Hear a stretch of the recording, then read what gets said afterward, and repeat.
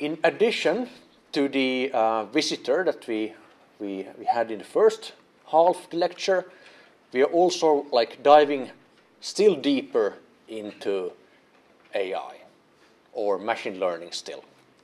So for the second half, the topic will be reinforcement learning. And as you see, I tried to avoid robots, but I actually put a robot here on the slide because I also have a friend with me.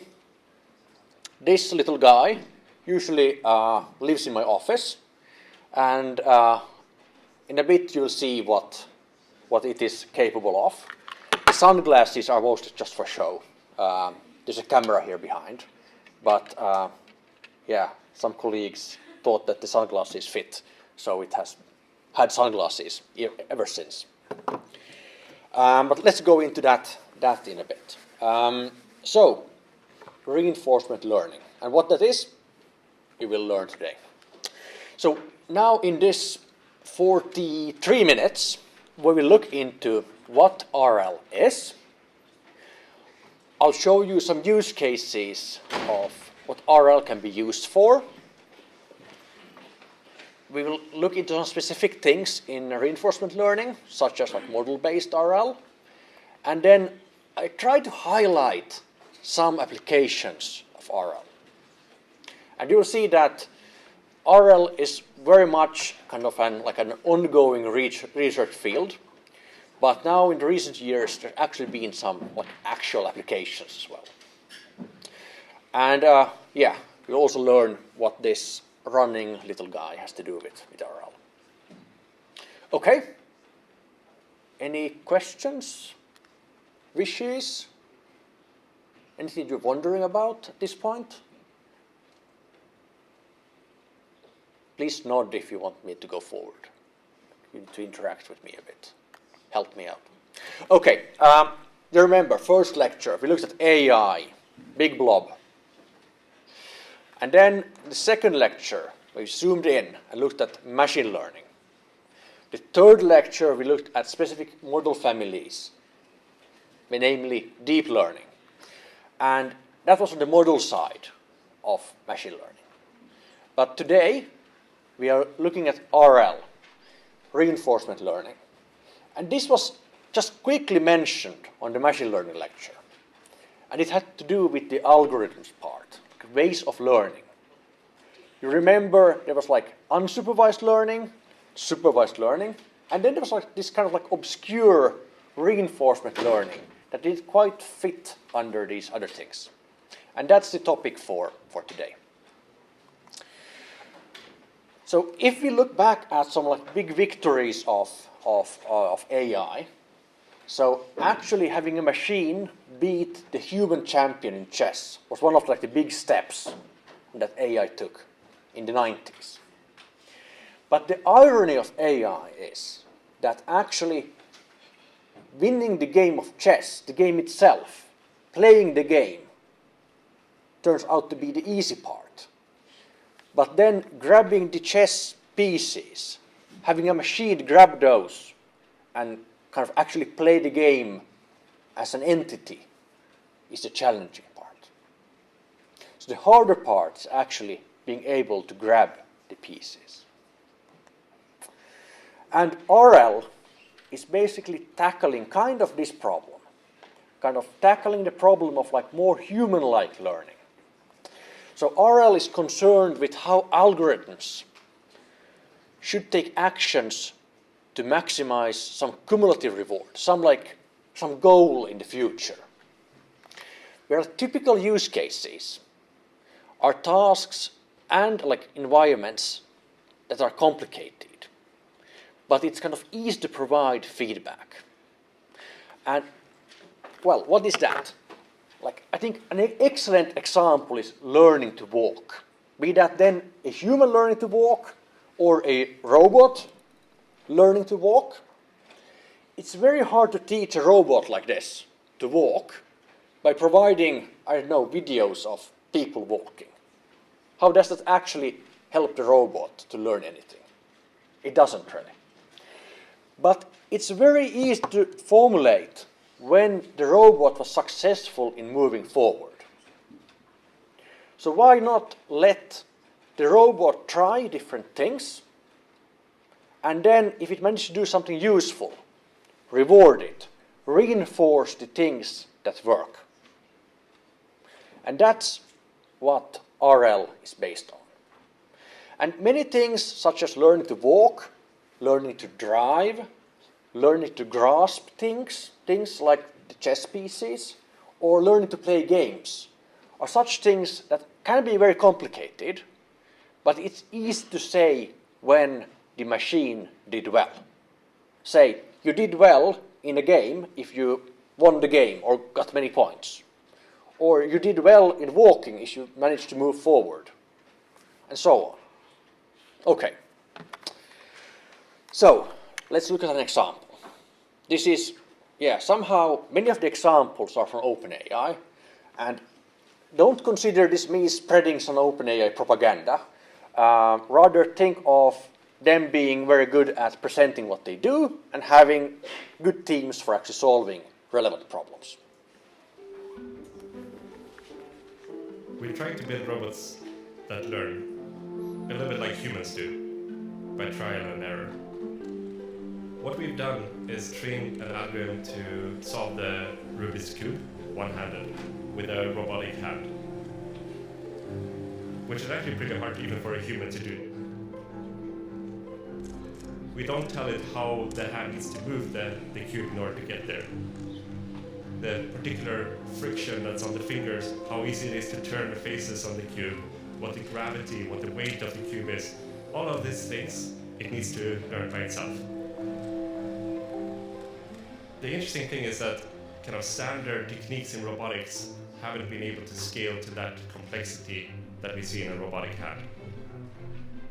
Humans have evolved to be able to manipulate and operate our hands. So there's a huge amount of learning that's happened through evolution to get us to this point as a species. And the robot has to learn all of this from scratch. Instead of trying to write very dedicated algorithms to operate such a hand, we took a different approach where we create thousands of different simulated environments and learn to do the task in all of those, and hopefully the robotic hand will be able to do it in the real world as well. This means like thousands of years of experience that this neural network has had in simulation. Every time the algorithm has gotten good at the task, we make the task harder. That's really crucial because it needs exposure to really complicated environments in order to eventually be robust to the real world. You put a rubber glove on the hand and can still carry out the task. This ability to generalize to new environments feels like a very core piece of intelligence. It really changes the way we think about training general purpose robots. Moving from thinking too much about the actual algorithms and start thinking about how do we create complex enough worlds where they can learn. At some point, then it would be more down to the imagination, what robots could actually accomplish. The hope is to build robots that can do many different tasks, to increase the standard of living and give everybody a better life.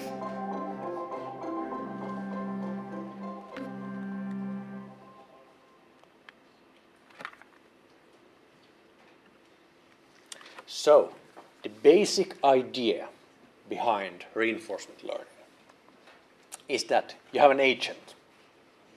Agent, well, not like 007 or anything like that. The agent just means that it's an entity. For example, the robot hand or a robot that is interacting in an environment. Now, think of me as being the agent. The environment is this hall, and I can take actions. My action space is quite big. I have a lot of joints, I can speak, I can wiggle my ears, and so on. But the robot typically has like a limited set of actions. For example, this robot can move the joints in 2 directions, and it has 4 legs, so that's like 8 different degrees of freedom that it has. Well, the agent interacts with the environment through the actions, and then there's the concept of state. The state means how things are right now. The state is, for example, where I am in this environment and what the state of my joints are and so on. And then there's the concept of reward. And reward is something that is kind of signaling the learning. Be that then points in a game, or for example, for a robot learning to walk, how far it got. So reward is, it's not money or so. It's basically numbers that the algorithm tries to maximize or minimize, depending on how it's formulated. So the agent receives feedback in the form of rewards. A bit like you receive feedback from this course in the form of points that you collect on the way. And utility is defined by a reward function. And the whole point is to learn to act so that you can maximize future reward.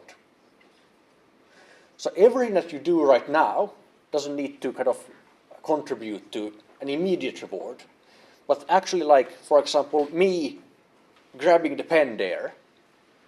So I try to grab the pen. If I get a reward for grabbing the pen, I first need to move there to grab the pen. So I try to maximize future reward by the things I do. And all learning is based on observed samples of outcomes. So actually like trial and error, so to say. Now in this simple thing, it's a simpler robot. It only has like this kind of like one arm. So it has a joint here and a joint here. And it gets a reward +1 if it moves right, and a reward -1 if it moves left. And the actions, they are basically things that the agent can do, be that then like button presses, muscle movement, and so on. The state, what is the environment like right now? And it might also be so stochastic, meaning that there's randomness. For example, for a robot arm to learn to manipulate Rubik's Cube, there's a lot of stochasticity in the real world. Suddenly, the cube might be slippery, or there might be something kind of else going on, or a bird might land on the arm, or like whatever might happen. And that's like the randomness of the real world. And as I said, the reward is kind of a prize or penalty, depending on how you formulate the problem. That's kind of what the feedback is that is given to the system. What we're actually trying to learn in RL is a policy. The policy is basically kind of a map of what actions to take given a certain state. For example, now if I were to grab that pen, actually trying to reach out with my arm to grab it makes no sense. If my state is so that I'm here, I need to first move closer to the pen in order to be able to reach it with my arm. So that means that the proper or sensible action is very much state dependent. So it's always depending on the state of things, what is a good action to take. And depending a bit how you formulate these things, actions might be like probabilistic, there might be like a probability for taking an action giving a state, or then it might be like deterministic. There are many types of different models here. And the policy is what the model learns by trying different things. In the early days of RL, these things were very much like benchmarked on these kind of like simple computer games like Pac-Man, where the inputs were, for example, the screen, and then the actions that like could be taken were basically like what the controls were in the game. And Pac-Man is a good example of a game where actually you need to plan forward. You cannot just like get immediate rewards, but you need to plan how to avoid the ghosts and so on in order to kind of like get a lot of points in the future. A bit like in life. You are on this course because you want to have some skills so that you can maybe take some other course and so on that might like give you wisdom in the future and maybe land you like a good job or something. I don't know. We all have different incentives. But kind of like you are maximizing some sort of future reward by being here, I assume. And the thing is that the agent tries to maximize some expected return of future rewards. And there's typically a discounting factor. So kind of the discounting factor means that reaching a goal quicker is more valuable than reaching it later on. So for example, if I were to grab that pen, the sensible thing for me to do is to move towards it and reach out my hand. Not to go around the desk and then go there and grab the pen. So it's more valuable if I kind of like do the most efficient thing in some sense. In RL, there's a very important kind of like concept of like exploration, exploitation, where there's like two options.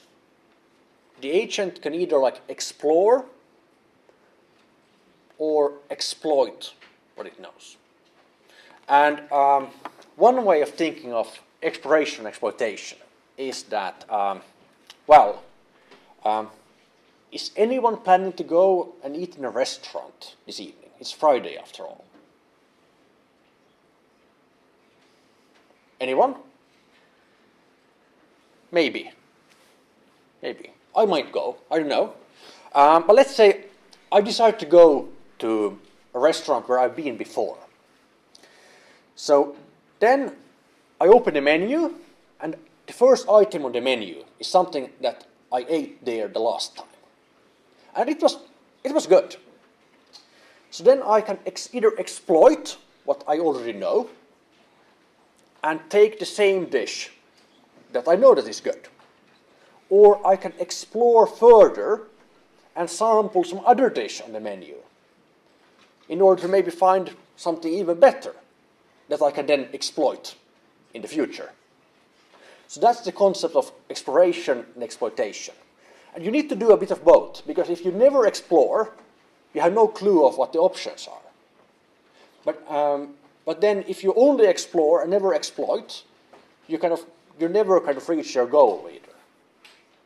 So it's kind of a balance, and depending on the task and problem, you need to kind of like balance between these two in different ways. So that's just the very core of reinforcement learning. Think again, think of me as a baby. I'm a newborn baby, and I'm trying to learn to walk. So small babies are kind of helpless in a sense that they don't know how to control their hands and legs. They very much just explore in the beginning that when I try something like this, my arm moves, and when I do this, my leg moves. And then they slowly learn to master the movements to some degree of their hands and legs. And then they kind of then they try to get forward, they try to reach something. There's some toys on the floor, and they try to move forward, they turn over, they slowly learn to crawl, and so on, which is kind of a local optima. You can think of them actually you can do pretty much by just crawling around. But somehow, at some point, they escape that local optima. They start practicing to stand up, which of course requires a lot more effort to be able to stand on two feet. Compare that to actually just lying on the floor. So somehow they escape the local optima of crawling. They put a lot of effort into learning to stand up and then slowly learning to walk. Because I guess somehow the optimal way for us humans to move around is by walking and running. that evolution has somehow gotten to that point. Maybe someday, like, we can fly. I don't know. But yeah, so that's like exploration and exploitation. So Q-learning, that you will also look into in the next exercise on Tuesday, is a so-called like model-free reinforcement learning algorithm. And let's see how that works for our simple crawler with only this one arm. So this is an example. All right. Ooh, flash. Okay. Q-learning. And first you see that right. the so what's it doing? thing can Down here only is try out essentially things. the two angles it has, and that's its action space. This is its state space down here. And I'm going to skip a bunch of steps. And now what you can see is green means high Q value over on the right and high value over on the left. And the little blue lines are the currently optimizing action for each state. So if I turn off all randomness, you'll see that what it's learned is to execute the policy that's shown in the Q values, and that gives rise to a small loop, which gives it high rewards, because look at that thing trucking off to the right. There he goes. Note this, that what he did was that he skipped, is it like, how many zeros are there? It's like 1 million or 10 million steps. Interesting, we'll go into that in a bit. Okay, for the one-armed crawler, it's kind of a simple thing. Considerably more difficult is this human-like humanoid robot that lives in this simulated world. And typically in RL, we consider these kind of like things in simulators, and there are these like certain benchmark problems, like this planar walker that here learns to like step over these things, and does quite a good job.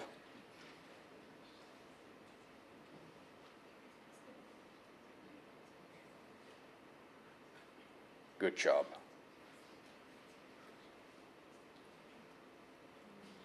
And the reward is simply then like trying to get as far as possible.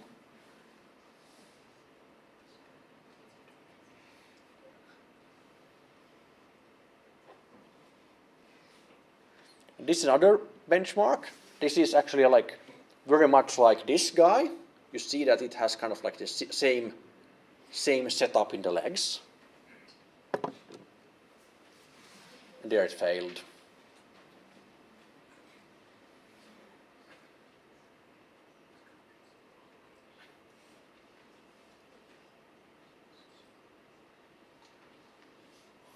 And it does a quite good job considering that it actually like started off from not knowing anything about its own legs and so on. It has just tried it itself.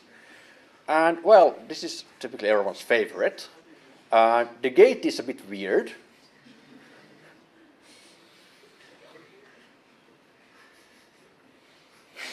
But it does a decent job until it fails. And this is based on a paper by Google DeepMind, which already like several years old, but was very like impactful at its time. Nowadays we can do better than this, but this was one of the first like successful and very impressive at its time ways of solving this. And here, like those are like external forces, like hitting the humanoid.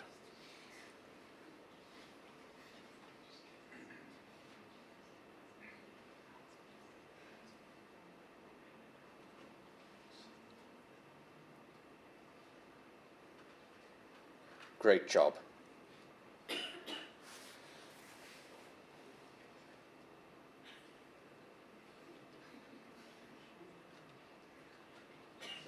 can do it.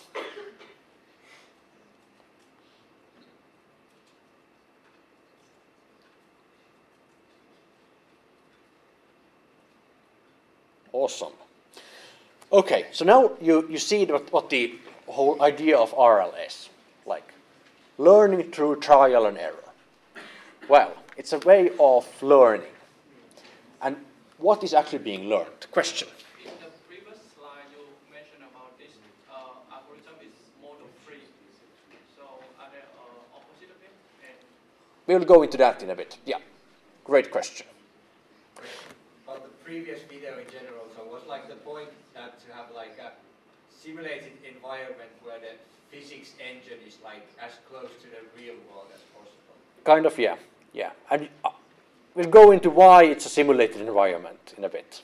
Because many of these are actually based on environments that you can simulate. For example, a computer game that is completely living in a simulator, or these like physics simulator based things. These are common benchmark problems, and they are completely living in a simulator. So there's no real robot, there's actually a simulator for it. And I guess the same applies for the Rubik's Cube hand. I think that also was trained first in a simulator for a long time. And let's go into that in a bit. So what is actually being then learned? Well, we need to somehow parameterize what is being trained. And last week we talked about deep learning. And if you remember from last week, these deep models are really good at capturing flexible, complicated things. And typically, actually, if you think of like having a robot like this, or that humanoid robot learn to walk or do anything, that's kind of a complicated thing. So instead of what was traditionally done in control engineering and so on, where you explicitly design a state space, an action space, and like map actions and so on, where human designers have to design how the state space is constructed and how sensor signals about different things actually like affect things. But the dominating approach for RL is so-called deep reinforcement learning, where typically basically everything is parameterized by a neural network, and everything is learned, not just actions, but everything kind of. So it's just a big deep learning model that is trained through reinforcement learning. You could think of it like that. So basically all of these examples now here are based on deep learning inside reinforcement learning. And here's something recent. And this is We present a radically robust locomotion controller for quadrupedal robots. Our controller enables robots to traverse challenging environments that have been unapproachable by existing methods. The proposed controller is driven by a neural network policy that is trained in simulation and deployed on different versions of the animal robot. Without any real-world data or accurate terrain models, the control policy is robust in natural environments with highly irregular terrain profiles and unknown physical properties such as friction and compliance. To evaluate robustness and generalization, we tested under various conditions and with different robots over the time frame of more than half a year. The proposed method does not use cameras, LiDAR, or contact sensor information, but only relies on proprioceptive sensor signals to adapt to diverse terrain conditions. The controller can handle dynamic footholds, remains robust even when the robot's feet are impeded, and successfully handles significant disturbances to the robot's legs, which are often present when walking through vegetation. In fact, our system was able to traverse any terrain shown in this video without a single fall. For each robot, the same controller was used in all environments and conditions. Here's the structure of our controller. The controller is based on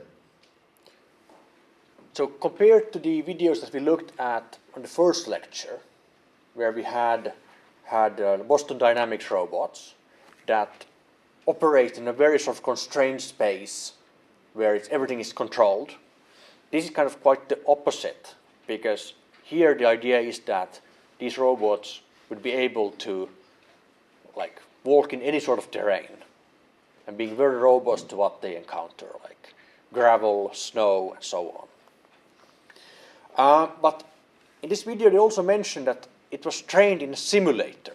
So the robot was not, it was not so that the robot was like carried out in the forest and then people told the robot that let's train here and then when you're ready come back.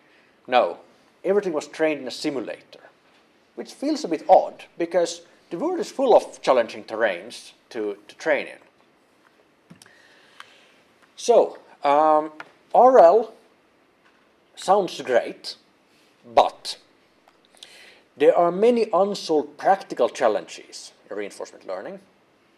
And while we humans, we learn like effortlessly. You are learning things as I speak here now, but it's not really the same for many or most RL methods. And especially the training is typically done in simulators. Why is that? What would you think? Why is everything that you've seen this far has been trained in a simulator? Why? Probably like just cheaper. Cheaper. Yeah, but why is it cheaper? Faster, yeah, it's cheaper and faster. The thing is that you would need to train for a very, very long time. And also, like, the thing is that these aren't very data efficient. So the small crawler that you saw, the speaker skipped, was it 1 million or 10 million steps? Which means that even for learning such a simple thing, you need like millions of steps to actually learn. And then learning something more complicated, such as like this four-legged robot walking in snow, I can just think that that must require a lot of steps. And if one step takes 1 second for a robot, then training for 100 million steps probably takes years and years of time. So we don't have the time to train those robots. And of course, if a robot leg would do some movement 1 million times, the leg would probably be sort of then like broken long ago. So it's not physically even possible to train these, even if we would have the time to wait 100 years. Here's an example again from OpenAI, and this is like a game playing, like a computer game playing AI. It plays something called Dota 2. I never played this game myself. Anyone here familiar with this game? Some of you. Okay, you know more than me, but it's some sort of computer game. And if you look at the kind of specifications here, let's focus on OpenAI 5, which is some sort of team playing AI. So, experience collected in this simulated environment. 180 years of real playing time per day. So I think the best human players, even if you would be very dedicated players, you would not have a chance to train 180 years for this game. And definitely not in 1 day. Because in a simulator you can speed up time and it can actually like train much more than in real time. While if you would be a real robot or a real game playing robot sitting at a computer, it would actually need to play like in actual time, real time. And this also requires a lot of compute. So they have to be using 256 like heavy GPUs for the training. So it's definitely not data efficient and not energy efficient. That's why we have model-based methods. So in many cases, if you actually want to train something in a physical robot, then you typically need some additional knowledge. And in model-based RL, you typically draft a model of how things work, and then you use that model to help out in the learning. And this can be a lot faster than exploring for thousands and thousands of steps or years or whatever for doing things. And this is now this robot. And this robot is an open source 3D printable project with some colleagues. So you can look it up on the internet. If you have a 3D printer, you can print your own robot. You can download the codes and let it learn to walk. And this is an example of the gait this little guy learns in approximately 20 minutes or so. So it actually, first, it doesn't know at all. As you see here, it just tries out what happens when it moves its legs. And then slowly, it, through trial and error, it then learns how to use the legs in order to move forward.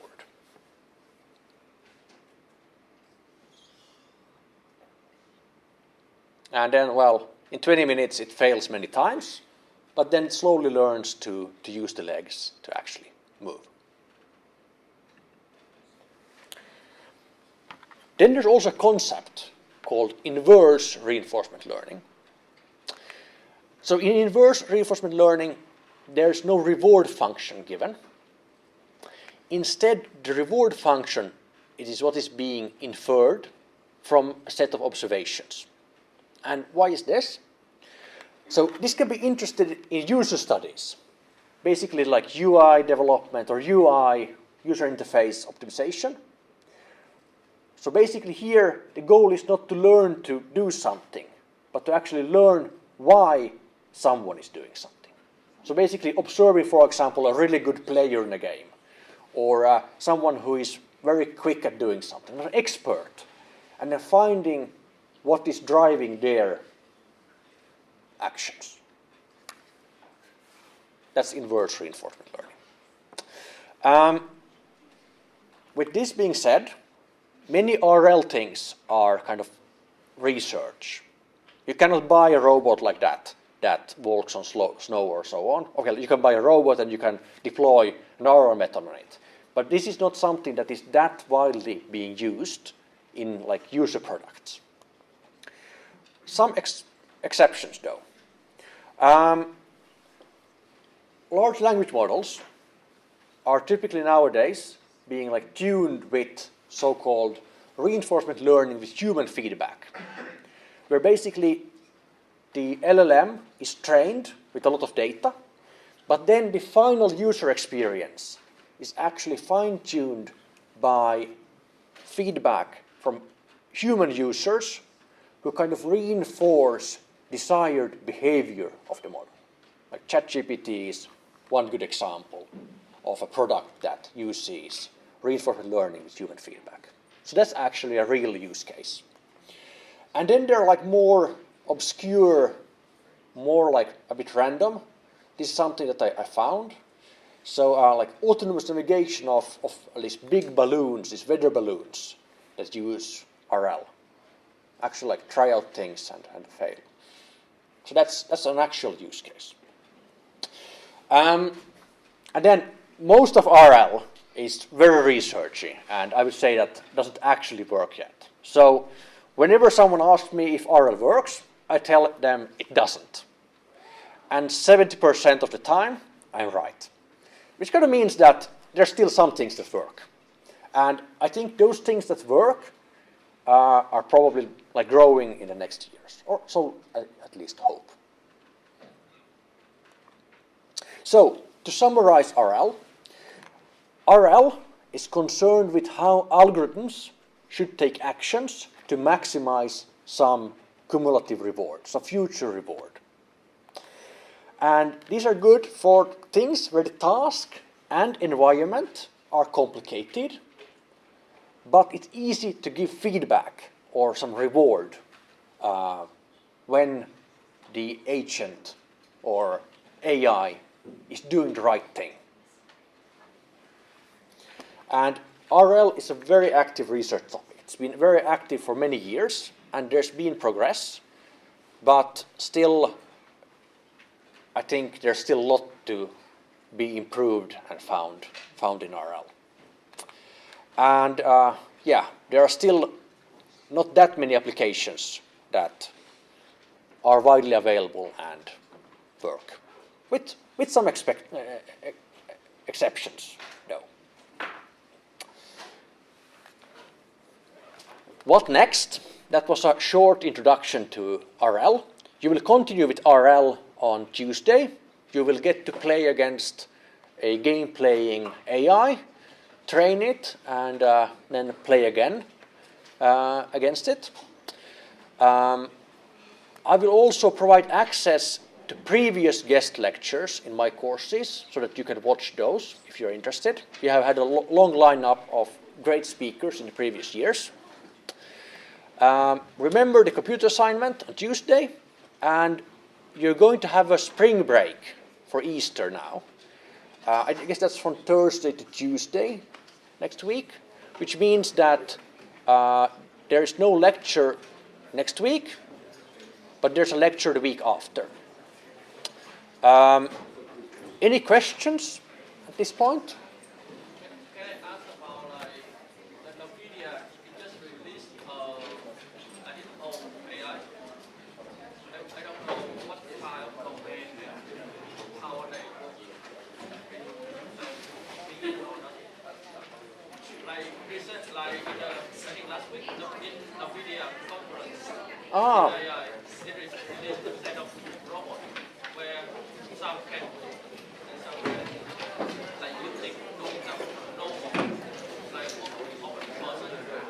So I'm not familiar. I saw that they released something, but I haven't looked into that. Okay, everyone is leaving. Thank you for your attention, and have a great break. But remember that there's an exercise session before the spring break. So see you next Tuesday. Thank you. So April 5th.